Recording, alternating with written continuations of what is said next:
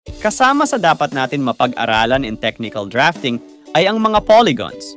Ginagamit ito para makapag-develop ng mga pattern, kagaya ng box o kahon ng mga produkto. Ganon din ang tessellation. Ito yung pattern na makikita sa ating mga tiles. In this video, ating aalamin kung ano ang polygon. At syempre, ang different types nito.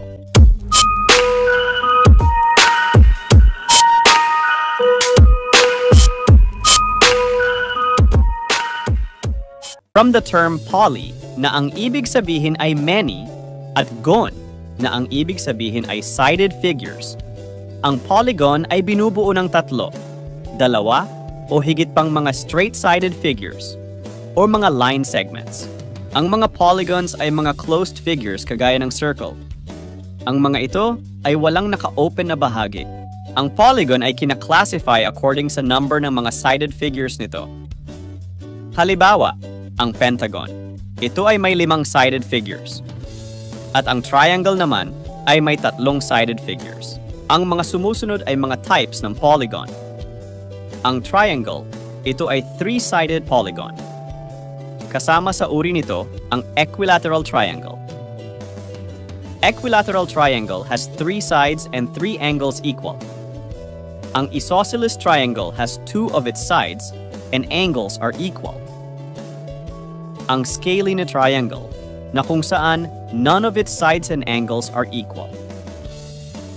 At ang right triangle, tinatawag itong right triangle dahil isa sa mga angle ng triangle na ito ay right angle, quadrilaterals. Maraming uri ang quadrilaterals. Basta't meron itong 4 na sided figures ay tatawagin itong quadrilaterals. Meron din itong 4 na angle. Ang 4 na angles na ito ay may total na 360 degrees. Ilan sa mga uri nito ang mga sumusunod. Ang parallelogram.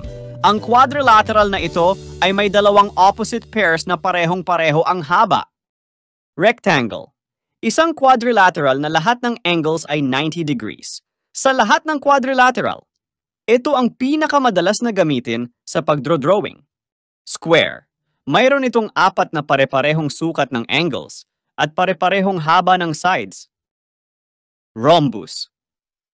Isa itong parallelogram na may 2 pares ng opposite sides na pareho ang haba, pero magkaiba ng angles sa adjacent sides ng mga ito. Ang trapezoid. Ito ay may isang pairs of opposite sides lamang na parallel sa isa't isa. Ang opposite sides na ito ay palaging magkaiba ng haba.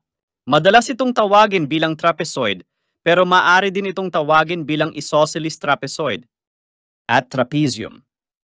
Bagamat meron din itong opposite parallel sides, kagaya ng isosceles trapezoid, wala naman itong angles na magkapareho. All the angles are unequal. Pentagon. Mula sa salitang penta na ang ibig sabihin ay 5, ang pentagon ay isang polygon na mayroong 5 sides o line segments. Kung ang lahat ng line segments na ito ay may pare-parehong haba, ang pentagon ay tinatawag na regular pentagon. Pero kung ang mga ito ay magkakaiba ng haba, irregular pentagon ang tawag dito. Ganun din sa iba pang uri ng polygon. Kung ito ay isang regular pentagon, lahat ng angles nito ay may pare-parehong angle na 108 degrees. Hexagon. Mula ito sa salitang hexa, na ang ibig sabihin ay 6, ang hexagon ay mayroong 6 na sides. Bawat angles nito ay may sukat na 120 degrees. Heptagon. Isang polygon na mayroong 7 sides. Ang salitang hepta ay nangangahulugang 7. Lahat ng corner angles nito ay may sukat na 128.56 degrees. Octagon. Mula naman ito sa salitang octa na ang ibig sabihin ay 8.